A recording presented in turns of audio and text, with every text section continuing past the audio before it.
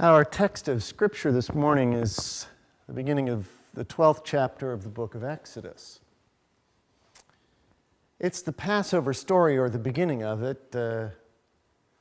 Adonai says to Moses that the people need to begin preparations, or really he tells Moses that they've got to plan their worship liturgy for the next thousands of years right now before Adonai saves them by passing through Egypt and killing all the firstborn. Now that's pretty hopeful for the Israelites. You know, they get to be free, the Egyptians not so much. And that's a little tough to take sometimes. Now you could sort of explain it away and say, well, it's retributive justice. I mean, eye for an eye and tooth for a tooth. I mean, after all, Pharaoh had all the babies, so baby boys of the Israelites killed, and so maybe this was justice. But it's a little unseemly for our God, isn't it? To sort of do all these people in, who obviously didn't have any particular thing to do with the situation. It was really only stubborn old Pharaoh that drove it to this point. At least I have trouble with it like that. But fortunately, it didn't happen. It didn't happen. That's not really what kind of a story this is. In fact, the interesting thing to me about the way many people read the Bible, tends to be more conservative people, is they forget to ask the first question that any scholar asks of the text. What kind of literature is it? Is it a poem? Or is it a science book? Well, let's see. Genesis 1 sure feels like a poem to me. And I read poems differently than I read science books. Is it a letter? In the case of the Apostle Paul, I'm going to read a letter differently than I might read a biography that's trying to make a point. So what kind of literature is this story? Answer, it's a fable. Just like Noah is a fable and Adam and Eve are a fable, and when we listen to fables, we are listening to, the world of symbolism and archetypes. In fact, we are entering into what amounts to the dream world, a place where the subtle begins to encroach on our minds and form our souls. And so this is really fable, a dream, so to speak. And so I would just ask you, as I do from time to time with stories like this, to ask yourself, what if this were your dream? What if God came to you and talked about these things in your dream? Adonai said to Moses and Aaron in the land of Egypt, "This month shall mark for you the beginning of months. It shall be the first month of the year for you. Tell the whole congregation of Israel that on the 10th of this month they are to take a lamb for each family, a lamb for each household. If a household is too small for a whole lamb, it shall join its closest neighbor in obtaining one, and the lamb shall be divided in proportion to the number of people who eat it. Your lamb shall be without blemish, a year-old male. You may take it from the sheep or from the goats. You shall keep it until the 14th day of this month, and then the whole assembled congregation of Israel shall slaughter it at twilight. They shall take some of the blood and put it on the 2 doorposts and the lintel of the houses in which they eat it. They shall eat the lamb that same night. They shall eat it roasted over a fire with unleavened bread and bitter herbs. Do not eat any of it raw or boiled, but roast it over the fire with its head, legs, and inner organs. You shall let none of it remain until morning. Anything that remains until morning you shall burn. And this is how you will eat it.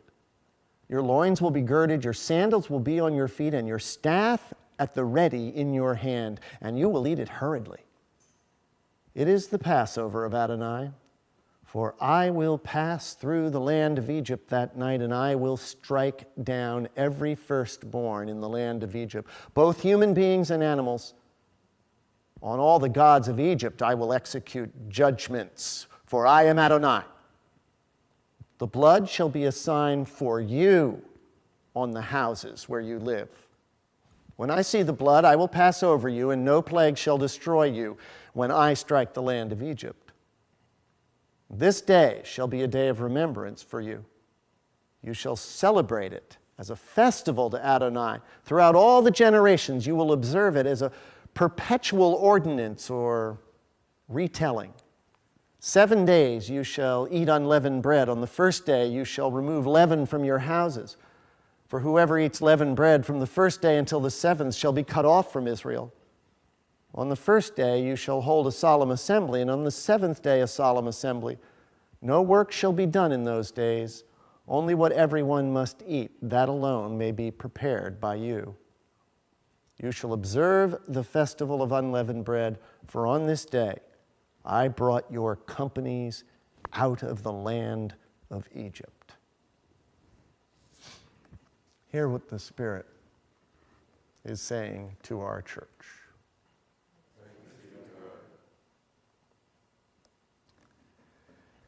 These days I've been wondering about the moral character of our nation.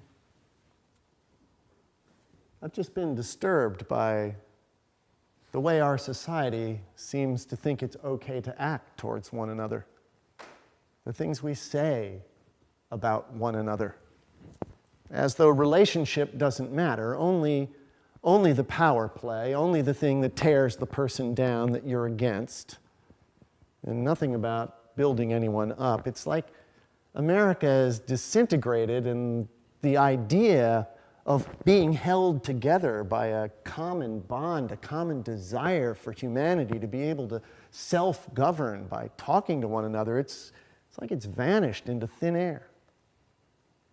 Not even talked about. I'm not naive. I don't think it was ever actually that way, but the dream, the ideal, the reach doesn't seem to be there.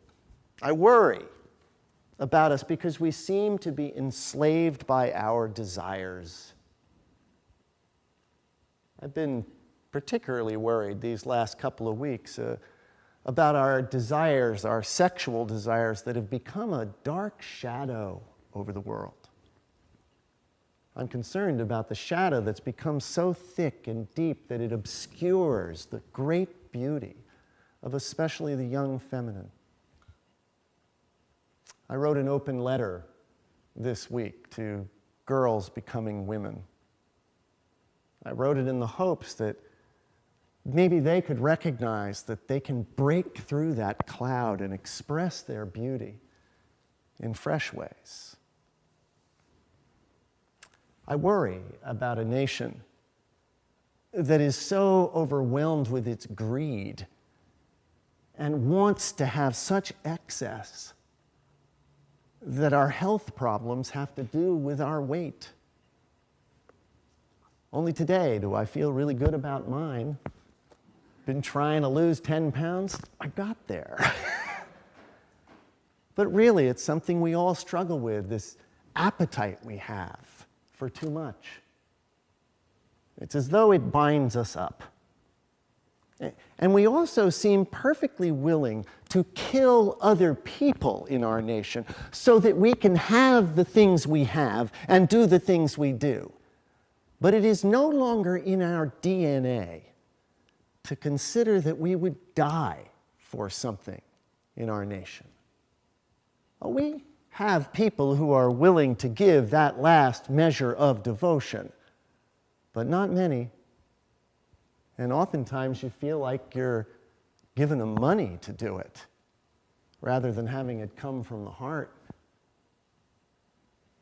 That last full measure of devotion, nothing to die for here, and so I wonder if there's anything to live for except the shadows and the greed and the avarice. It's not the way it used to be. That DNA did live within our culture. Maybe some of you remember Ken Burns' Civil War series. There was an incredible letter that was read out loud in that series by Sullivan Ballou, an officer in the Union Army. He wrote it the night before he went into battle to his wife, Sarah. He died, but it's a beautiful letter, and I just want you to listen to it. July the 14th, 1861, Washington, D.C. Dear Sarah, the indications are very strong that we shall move in a few days, perhaps tomorrow. And lest I should not be able to write you again, I feel impelled to write a few lines that may fall under your eye when I am no more. I have no misgivings about or lack of confidence in the cause in which I am engaged, and my courage does not halt or falter. I know how American civilization now leans upon the triumph of the government, and how great a debt we owe to those who went before us through the blood and suffering of the Revolution. And I am willing, perfectly willing, to lay down all my joys in this life to help maintain this government and to pay that debt. Sarah, my love for you is deathless. It seems to bind me with mighty cables that nothing but omnipotence can break. And yet my love of country comes from me like a strong wind and bears me irresistibly with all those chains to the battlefield. The memory of all the blissful moments I have enjoyed with you come crowding over me, and I feel most deeply grateful to God and you that I've enjoyed them for so long. And how hard it is for me to give them up and burn to ashes the hopes of future years, when, God willing, we might still have lived and loved together and see our boys grown up to honorable manhood around us. If I do not return, my dear Sarah, never forget how much I loved you, nor that when my last breath escapes me on the battlefield, it will whisper your name. Forgive my many faults and the many pains I have caused you. How thoughtless, how foolish I have sometimes been. But oh, Sarah, if the dead can come back to this earth and flit unseen around those they love, I shall always be with you in the brightest day and the darkest night. Always. Always. And when the soft breeze fans your cheek, it shall be my breath, or the cool air of your throbbing temple. It shall be my spirit passing by. Sarah, do not mourn me dead. Think I am gone, and wait for me, for we shall meet again.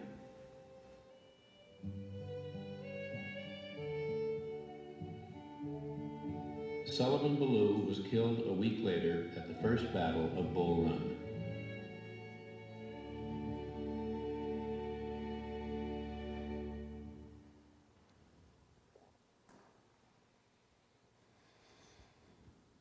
What if it was his dream? What if this Passover story, this fable, was his dream? Sullivan Ballou certainly hoped for, desired deeply that this nation, or this dream of humankind, not living under shadow, but instead coming out of shadow and into the light, where people could be together, learn to rule themselves together, become a united society. He had that dream. He hoped for that freedom. He knew there were forces that were arrayed against it. The very fact he wrote the letter tells me that he had a premonition that he would become the Passover lamb, the sacrifice. It's the way of things in God's world. In order for new life to emerge, in order for freedom to break through the darkness into bright light, there is sacrifice. There is commitment. But Sullivan Ballou understood something deeper than that, I think. Understood something about this Passover sacrifice, because what he knew, beyond a shadow of a doubt, willing to give his life for it, was that it was inevitable that the light of God's love would shine, whether he was dead or alive. He understood that it was the nature of things that in death he would know the love of his beloved Sarah. He understood that God's purpose counted for something. What if it was your dream? What are the things that you see outside you where people are bound up, caught up, unable to break free into some hopeful new moment? What is it within them or within us that must be sacrificed to crack through and let that new life emerge? If it's our dream, of course, all parts of the dream are us. We've got a little Pharaoh in us, and we've got a Passover lamb in us, and we have some freedom waiting to be formed by the presence of God within us. If it's your dream, what are you called to? Sometimes it takes a lot of courage to live a life of faith. But the reason God told Moses in this dream, the reason that it came this way, to tell Moses that before I even save the people, before I move through Egypt, you need to understand that this is an event that needs to form you. And so year after year after year, you will celebrate it, not as a past event, but as a present event in your life. You will remind yourselves that the hope and the glory of God is that though the sacrifice occurs, though suffering and difficulty is a part of the life we live, it is in the nature of things that we will break through and sense an enormous light. That's our message here. It's a message to people outside who are living in the darkness of a sexual shadow, unable to break through to the light. It's a message to people outside who are so wrapped up in greed and avarice that they are willing to have people killed to maintain it. Not for an ideal, you understand, but for a way of life. It's a message that we have for our society, and it is a message for today and always. We come to this church. We probably ought to celebrate Passover more often, but our Passover lamb is the one we celebrate weekly on this table. That's the one that shows us that we are carried into new life when there's a willingness to give something of ourselves. It is our message and our hope. And so the question is, what will you do to help the Passover happen? What commitment and sacrifice might you make? There's a lot going on in our church, you know. We're coming into stewardship season, and you're going to be hearing a lot about what's happening in our church. For me, the primary thing that I'm excited about is an incredible staff. You know, the music staff is amazing, and with William coming in to work with me, it's really starting to cook. Worship is happening in ways that surprise us now. And Jan She's not an assistant pastor, you understand. She's an associate pastor. If I had my way, we'd talk co-pastor. Because as far as I'm concerned, this ministry, this pastoral ministry, is as much hers to shape as it is mine. It's incredible. Our new Laura, I don't know if you've gotten to know her, but it seems every day goes by and I find a new talent she has. She's been amazing.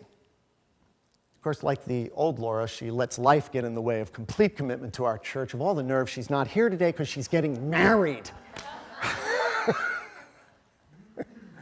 But it's an amazing staff. But the truth is, it costs money. You know we're overextended. And we need to live into it. So as we come into stewardship season, part of the sacrifice you may be called to make may have something to do with money, but I don't know. Just as good to me as if you can get people in the door or get people thinking or get people hearing. Over and over and over I hear, well, I don't know how to talk about my faith. I don't know how to share the faith in ways that make a difference to the people around me. Well, I do. And that's why we're passing out bumper stickers. Right?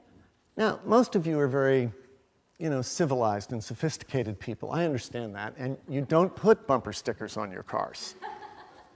I get that. And the reason I get it is I'm one of those, civilized and sophisticated people who never puts bumper stickers on his car. Yeah, but this one's on there. It just sends you to a website where there are questions being asked and provocative essays being written. By this afternoon, that open letter to girls becoming women will be up there. But we're on the move here. We have something to offer, and it is a compelling and a hopeful message. That those sacrifices asked, meaning emerges, beauty emerges, new life emerges, and the light of that message has got to meet a society that is currently living in darkness. This isn't arrogance like, I have all the answers. But there is a sense in which the Word of God does, and it's that we share. Because that morning, after God's angel moved through the Egyptian camp and the firstborn were gone, there was hope. The people of Israel, that part within ourselves, that society that we're with, was able to break through the things that kept them bound up and kept them from new life and hope. And they were drawn into a time of wilderness where they could be formed into a new people. Each person touched by the presence and the love of God. So I guess all I'd really ask is, what if it were your dream?